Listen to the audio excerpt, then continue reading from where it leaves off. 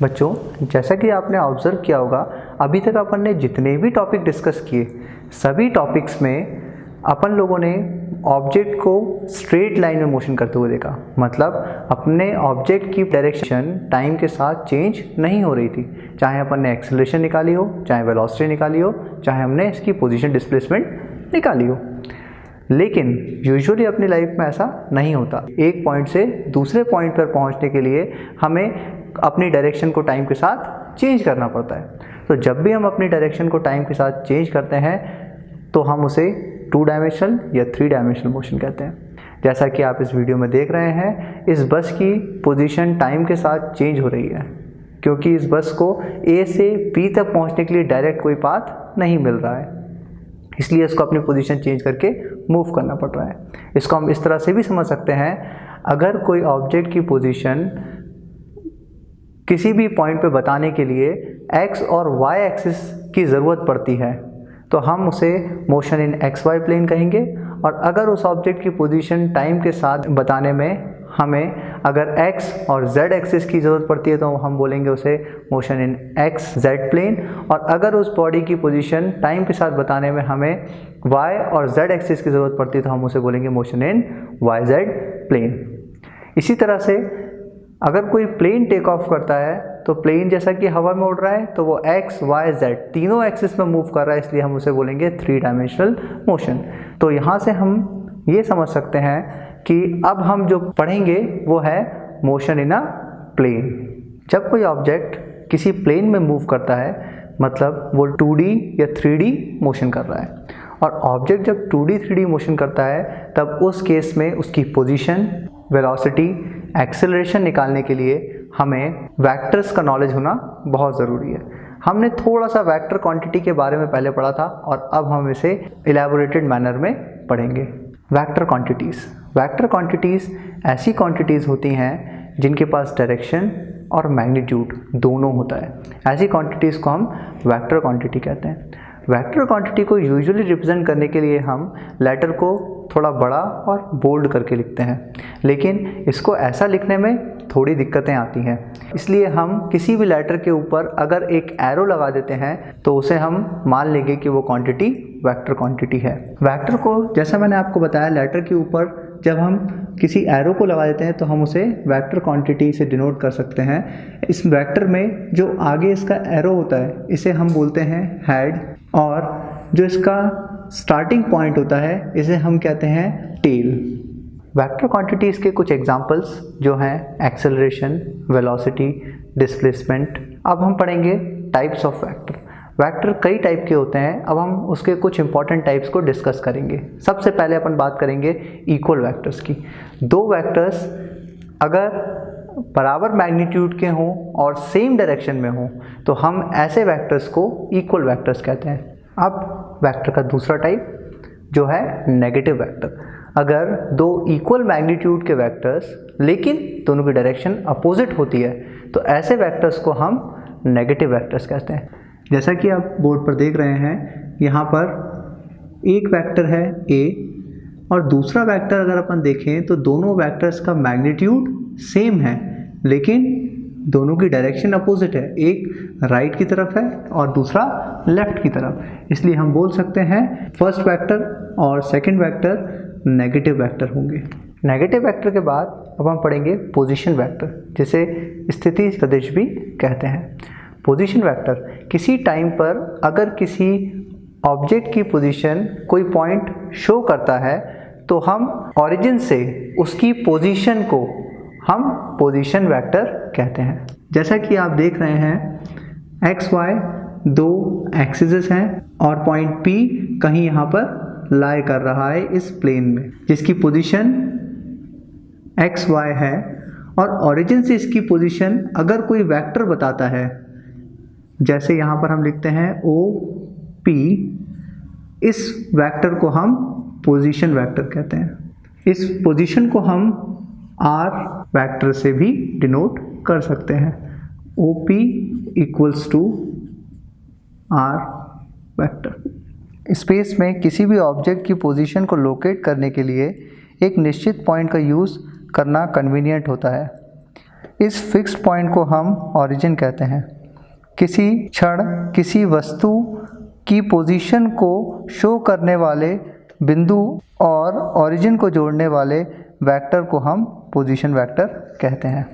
अब हमारा next topic है डिस्प्लेसमेंट वेक्टर, जिसे विस्थापन सदिश भी कहा जाता है। जैसा कि आप बोर्ड पर देख रहे हैं, ये हमने एक्स वाई प्लेन लिया और माना किसी पॉइंट P पर कोई ऑब्जेक्ट t टाइम पर रखा हुआ है। कुछ समय बाद ये ऑब्जेक्ट P' पर पहुंच जाता है, जिसकी नई पोजीशन हमने मानी x', y', जिसकी पोजीशन ओरिजिन से r' वेक्टर है। तब पॉइंट P से पॉइंट P' के वेक्टर को हम डिस्प्लेसमेंट वेक्टर कहेंगे। यहाँ पर displacement vector P' equals to, यहाँ पर P' equals to displacement vector होगा। अब नेक्स्ट टाइप ऑफ वेक्टर है यूनिट वेक्टर, जो बहुत इंपॉर्टेंट वेक्टर है। यूनिट वेक्टर जैसा कि नाम से ही समझ में आ रहा है, एकांक सदिश। ऐसे वेक्टर्स जिनका मैग्नीट्यूड 1 होता है, ऐसे वेक्टर्स को हम यूनिट वेक्टर कहते हैं। जैसा कि आप यहाँ देख रहे हैं, x, y, z, ये 3 एक्सिस हैं जिसकी ओरिजिन 0, 0 है। x एक्सिस पे यूनिट वेक्टर को शो करने के लिए हम i कैप का यूज़ करते हैं। y एक्सिस पे यूनिट वेक्टर को शो करने के लिए हम j कैप का यूज़ करते हैं, और z एक्सिस में हम यूनिट वेक्टर्स को k कैप से डिनोट करते हैं। तो हम यहाँ कह सकते हैं i cap modulus equals to j cap modulus equals to k cap modulus equals to 1 होगा। यहाँ पे मैंने एक नई चीज़ यूज़ करी, जैसा कि आप सब देख रहे होंगे, कैप। यहाँ पे एक कैप रिप्रेजेंट करता है यूनिट वेक्टर को। तो यहाँ से अपन बताते हैं फॉर्मूला यूनिट वेक्टर का। Unit vector A cap equals to A vector upon modulus of A vector. हम किसी भी यूनिट वेक्टर को इस तरह से शो कर सकते हैं।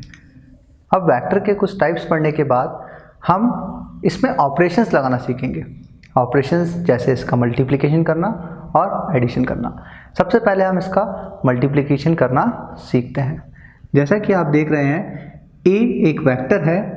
अगर हम इस a वेक्टर में किसी एक रियल नंबर का मल्टीप्लाई करें, जैसे 2, तो आप देखेंगे कि नया वेक्टर जो होगा वो इस वेक्टर से डबल लेंथ का हो जाएगा, और इस वेक्टर का जो मैग्नीट्यूड होगा वो होगा 2a वेक्टर। मतलब हम कह सकते हैं यहाँ पे एक नॉर्मल सा ही जो आप रूल यूज़ करते हैं मल्टीप्लिकेशन का, वही रूल यूज़ होगा अगर हम किसी भी रियल नंबर का मल्टीप्लाई किसी वेक्टर के नंबर से करते हैं। अगर हम किसी वेक्टर का मल्टीप्लाई किसी नेगेटिव टर्म से करते हैं, तब क्या होगा? तब हम यहाँ पे देखेंगे कि नेगेटिव से मल्टीप्लाई करने के बाद इस वेक्टर का मैग्नीट्यूड तो डबल हो जाएगा, लेकिन क्योंकि नेगेटिव साइन है इसलिए इसका डायरेक्शन भी इन्वर्ट हो जाएगा। जैसा अपन नॉर्मल मल्टीप्लिकेशन देखा था, बस यहाँ पे डिफरेंस क्या आया, पहले में हमने देखा था 2 का मल्टीप्लाई करने पर इसका डायरेक्शन लेफ्ट टू राइट था, और -2 का मल्टीप्लाई करने से इसका डायरेक्शन राइट टू लेफ्ट हो गया। तो इसी तरह से हम वेक्टर्स में मल्टीप्लिकेशन करते हैं। अब हम देखेंगे हम किस तरह वेक्टर में एडिशन कर सकते हैं। एडिशन करने के लिए हम 2 वेक्टर्स लेते हैं, ए वेक्टर और बी वेक्टर। अगर दोनों की डायरेक्शन सेम है और हमें कहा गया है कि इन वेक्टर्स को ऐड कीजिए, तो हम बी की टेल को ए की हेड पर रख देंगे। ऐसा करने पे देखिए हमको किस तरह का फिगर मिलेगा, हमें कुछ इस तरह का फिगर मिलेगा ए बी। जब हम इसका रिजल्टेंट निकालेंगे, रिजल्टेंट यानी परिणामी, तो इसका जो परिणामी होगा आर वेक्टर, वह इन दोनों के योग के बराबर होगा, ए वेक्टर प्लस बी वेक्टर। इसी प्रकार अगर हम 2 वेक्टर को सब्ट्रैक्ट करते हैं तो एक वेक्टर जो है हमारा वो है ए वेक्टर, और अगर हम इसमें से बी वेक्टर को सब्ट्रैक्ट करते हैं तो हम देखेंगे सब्ट्रैक्ट करने पर बी की डायरेक्शन चेंज हो जाएगी। तो हमारा जो रिजल्टेंट वेक्टर होगा वो होगा आर वेक्टर जो होगा ए वेक्टर माइनस बी वेक्टर। जैसा कि हमने अभी दो क्वेश्चंस किए उनमें दोनों वेक्टर्स सेम डायरेक्शन में थे, लेकिन अगर कोई दो वेक्टर्स सेम डायरेक्शन में ना हो तब हम एडिशन के लिए क्या कर सकते हैं, तब हम एडिशन के लिए दो टाइप के लॉज यूज़ करते हैं। पहला triangle law of vector addition, दूसरा parallelogram law of vector addition. जैसा कि आप बोर्ड पर देख रहे हैं, यहाँ पे ए और बी दो वेक्टर्स हैं जिनकी डायरेक्शन सेम नहीं है और इन दोनों वेक्टर्स को हमें ऐड करना है। ऐसा करने के लिए हम बी की टेल को ए के हेड पर रख देंगे।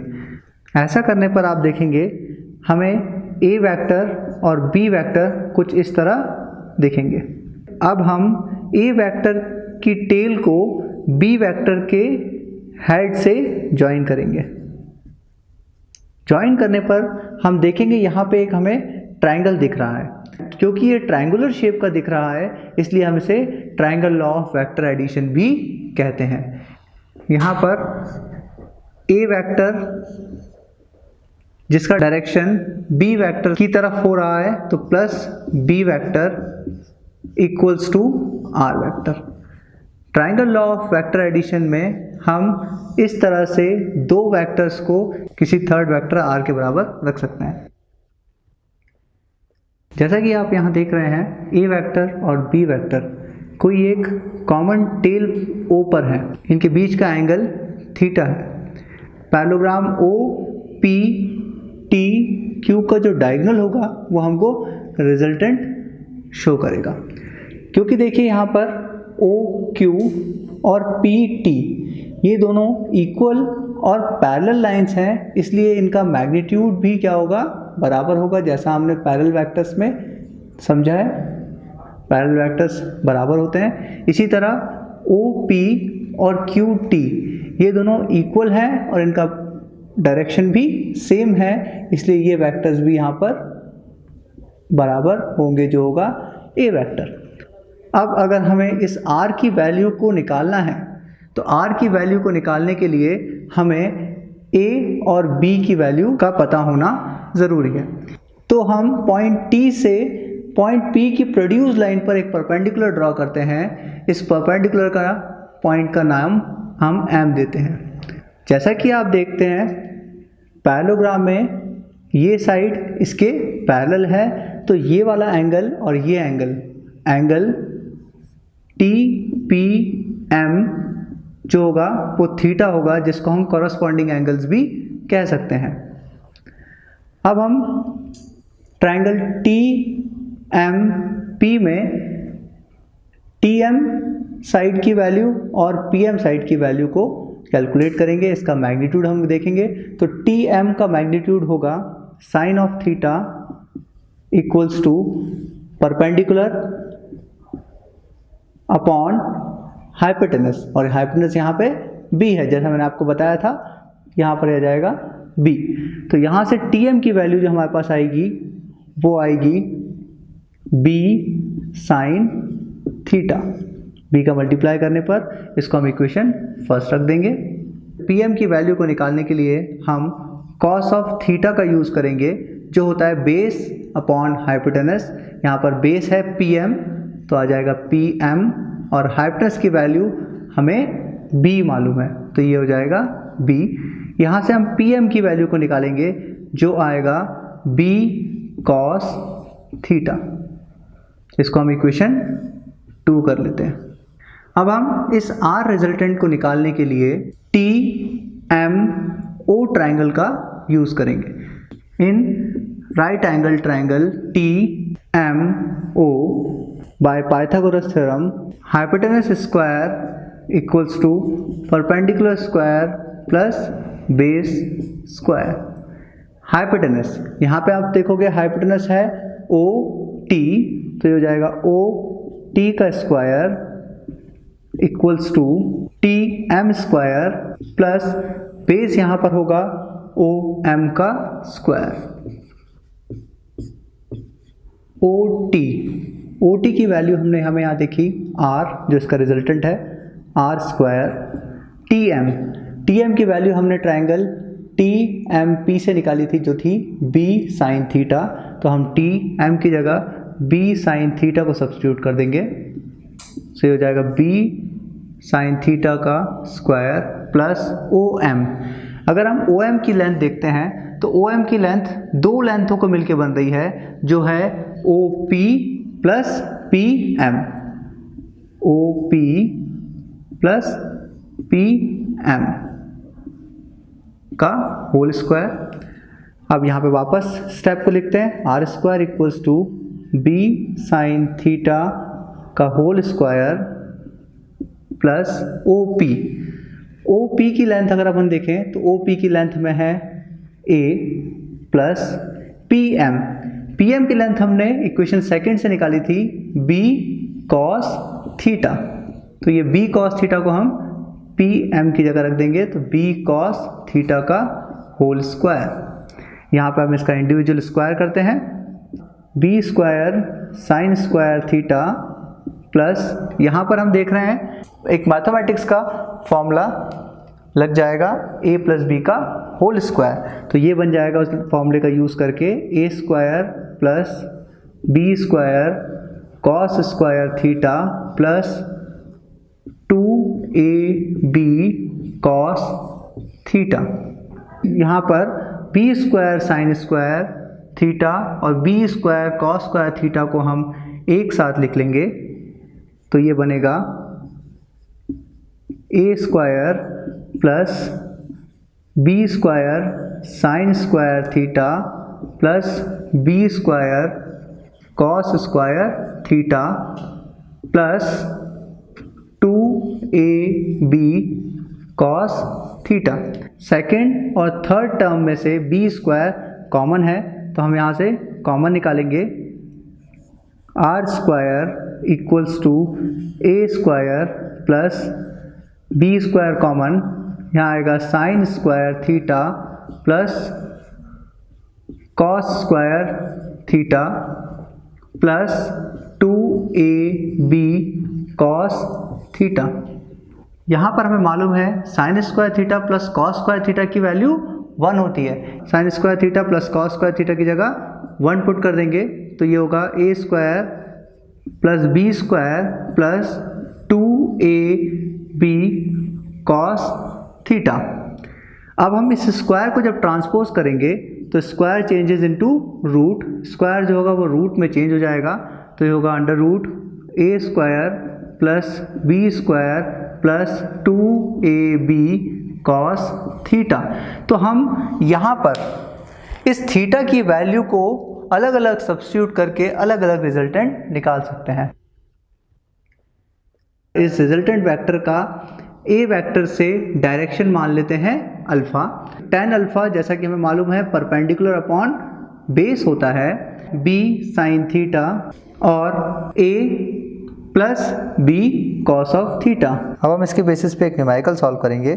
To forces of 4 newton and 3 newton are acting at right angles to each other, find the resultant and direction. हमें दो बल दिए हुए हैं जो है 4 न्यूटन और 3 न्यूटन जो एक दूसरे से लंबवत हैं, हमें इनका परिणामी बल निकालना है और किस दिशा में ये बल लगेगा वो निकालना है। इसके लिए जो हमने फॉर्मूला पढ़ा था हम उसको यूज़ करेंगे। दो वेक्टर्स के बीच में लगने वाला formula r equals to under root A square plus B square plus 2ab cos of theta, जो अभी अपने डिस्कस किया।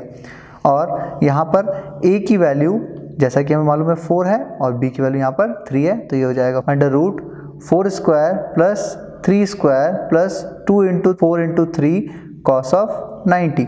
हमें क्वेश्चन में ही दिया हुआ है पहले वेक्टर और दूसरे वेक्टर में जो एंगल है वो 90 डिग्री है, तो यहाँ पे कॉस की वैल्यू हम पुट करेंगे 90 डिग्री। तो कॉस की वैल्यू जब हम 90 डिग्री यहाँ पुट करेंगे तो हमें मालूम है कॉस 90 इक्वल्स टू 0 होता है, तो कॉस 90 की जगह 0 रख देंगे तो हमें वैल्यू मिलेगी finally 4 square plus 3 square plus 2 into 4 into 3 into 0। अब 2 इंटू 4 इंटू 3 इंटू 0 करेंगे तो लास्ट टर्म हो जाएगी 0, जो बचेगा वो होगा अंडर रूट 16 प्लस 9 प्लस 0, और जब इसको ऐड करेंगे तो हो जाएगा अंडर रूट 25 और इसको सॉल्व करने पे हमें आंसर मिलेगा 5। अब बात करते हैं इसके एंगल की, तो एंगल का फॉर्मूला होगा tan alpha equals to B sine theta upon A plus B cos of theta. यहाँ पे भी जब हम वैल्यू पुट करेंगे तो b की जगह आ जाएगा 3 जो हमने पहले एज्यूम किया हुआ था, साइन 90 अपॉन 4 प्लस 3 कॉस 90। अब हमें मालूम है cos 90 की वैल्यू 0 होती है और sin 90 मैक्सिमम 1 होता है, तो हम देखेंगे हमें जो tan अल्फा की वैल्यू मिलेगी वो मिलेगी 3/4। अब इसी के बेसिस पे आप एक क्वेश्चन को सॉल्व कीजिएगा। अगर a vector equals to I cap plus 2j cap minus 3k cap है और b vector 3i cap plus j cap minus k cap है, तो आप निकालिए a vector plus b vector और a vector plus b vector का modulus. Vectors के addition के बाद अब हम पढ़ेंगे वेक्टर्स के प्रोडक्ट। जब हम दो वेक्टर क्वांटिटीज़ का प्रोडक्ट करते हैं तो उसका प्रोडक्ट नॉर्मल प्रोडक्ट की तरह नहीं होता है, उसके प्रोडक्ट को हम कुछ अलग तरीके से करते हैं। इसको दो तरीके से हम प्रोडक्ट करते हैं, पहला होगा डॉट प्रोडक्ट और दूसरा होगा क्रॉस प्रोडक्ट। डॉट प्रोडक्ट को हम स्केलर प्रोडक्ट भी कहते हैं और क्रॉस प्रोडक्ट को हम बोलते हैं वेक्टर प्रोडक्ट। जैसा कि नाम से ही समझ में आता है, स्केलर प्रोडक्ट में जब हम दो वेक्टर्स का प्रोडक्ट करते हैं तो उस प्रोडक्ट करने के बाद जो हमें आंसर मिलता है वो एक स्केलर क्वांटिटी होती है, मतलब वो एक अदिश राशि होती है। इसका फॉर्मूला होता है A vector dot B vector equals to A B cos of theta. यहाँ पे थीटा वो एंगल होगा जो उस वेक्टर के बीच का है। इसी तरह से क्रॉस प्रोडक्ट में A vector cross B vector equals to होता है A B sine of theta and N cap. यहाँ पे एन कैप होता है यूनिट वेक्टर। अब हम इसी के बेसिस पे सॉल्व करके देखेंगे एक एग्जांपल कि इन प्रोडक्ट्स को किस तरह से किया जा सकता है। जैसे हम इस एग्जांपल में लेते हैं एक vector A vector equals to I cap plus 2j cap minus 3k cap और एक वेक्टर क्वांटिटी ली B vector equals to minus 2i cap plus 3j cap minus 5k cap. अब हमें क्वेश्चन में दिया हुआ जैसा a डॉट बी निकालना है और हमें a क्रॉस b वेक्टर निकालना है। तो सबसे पहले हम निकालते हैं a vector dot b vector. a vector dot b vector निकालने के लिए हम दोनों वेक्टर्स को पहले लिख लेंगे, जैसे i cap plus 2j cap minus 3k cap minus 2i cap plus 3j cap minus 5k cap.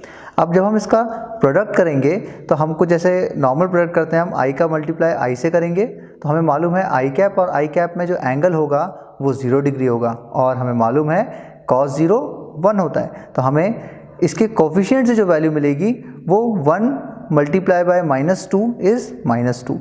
और जब हम i का मल्टीप्लाई j से या फिर i का मल्टीप्लाई k से करेंगे तो हमें मालूम है x एक्सिस का एंगल y एक्सिस से और z एक्सिस से 90 डिग्री होता है, तो यहाँ cos 90 की वैल्यू 0 होगी, इसलिए हमें कोई फ्रूटफुल रिजल्ट नहीं मिलेगा। इसलिए हम कह सकते हैं कि हम डॉट प्रोडक्ट में i का मल्टीप्लाई i से करेंगे, j का मल्टीप्लाई j से और k का मल्टीप्लाई k से। इसी सीरीज में हमें मिलेगा 2 3 6 -3 इंटू -5 प्लस 15 और इसका सॉल्व करने पर हमें आंसर मिलेगा 19। लेकिन क्रॉस प्रोडक्ट में ऐसा नहीं होता। क्रॉस प्रोडक्ट में हम डिटर्मिनेंट का यूज़ करते हैं। डिटर्मिनेंट जैसा कि आपको बोर्ड में दिख रहा है, डिटर्मिनेंट के फर्स्ट रो में हम यूज़ करते हैं आई कैप, जे कैप और के कैप जो यूनिट वेक्टर्स होते हैं। सेकेंड रो में हम ए वेक्टर के कोफिशिएंट्स को यूज़ करेंगे जो होगा 1 2 -3। थर्ड रो में हम यूज़ करेंगे बी के कोफिशिएंट्स जो होगा -2 3 एंड -5। अब इसको सॉल्व करने के लिए सबसे पहले हम करेंगे आई कैप को सॉल्व। जब हम आई कैप को सॉल्व करेंगे तो आई कैप की रो को और आई कैप कॉलम को हाइड कर लेंगे और बचे हुए एलिमेंट्स को लिख लेंगे जो होंगे 2 -3 3 -5। फिर माइनस जे कैप लेंगे हम। यहाँ पे हम जे कैप को हमेशा नेगेटिव लेंगे, तो यहाँ पे होगा माइनस जे कैप और डिटर्मिनेंट का साइन। अब हम जे की रो को और जे की कॉलम को हाइड कर देंगे और जो बचे हुए एलिमेंट्स वो लिख देंगे जो होंगे 1 -3 -2 -5 प्लस के कैप। अब के कैप के लिए करेंगे तो इसमें भी सेम रूल फॉलो करेंगे, के कॉलम को और के रो को हाइड कर देंगे, तो हमें एलिमेंट्स मिलेंगे 1 2 -2 और 3। अब जब हम इसको क्रॉस मल्टीप्लाई करेंगे, क्रॉस मल्टीप्लाई कुछ इस तरह से करेंगे कि 2 इंटू -5 जो होगा -10 और एक क्वांटिटी अपन बीच में माइनस लगाएंगे अपनी मर्जी से, और 3 इंटू -3 -9। और एक जो माइनस हम बीच में लगा रहे हैं ये सभी के लिए हमको करना है। जब हम जे कैप के लिए करेंगे तो यहाँ पर भी सेम 1 इंटू -5 -5 माइनस अपनी मर्जी से एंड -2 और -3 जो होगा वो +6 हो जाएगा, प्लस k कैप, और इसी तरह से 3 1 ज़ा 3, -2 इंटू 2 -4, और -4 को जब माइनस का मल्टीप्लाई करेंगे तो +4 हो जाएगा। अब इसको नॉर्मली हम सॉल्व करेंगे तो हम देखेंगे -10 + 9 -j cap -5 -6 plus k cap 3 + 4, इनको सॉल्व करने पे हमें मिलेगा -i cap plus 11 j cap plus 7 k cap. तो यहाँ से हम देख रहे हैं कि हमें क्रॉस प्रोडक्ट में जो रिजल्ट मिल रहे हैं वो एक वेक्टर क्वांटिटी है, इसलिए हम first product co dot product बोलते हैं और सेकंड प्रोडक्ट को क्रॉस प्रोडक्ट बोलते हैं। आई होप जो आज मैंने आपको टॉपिक्स पढ़ाए वो आपको क्लियर होंगे, और आपकी स्क्रीन पे जो क्वेश्चंस दिख रहे हैं आप उन्हें क्वेश्चन को सॉल्व कीजिए, एक प्रॉपर नोट्स बनाइए। Thank you.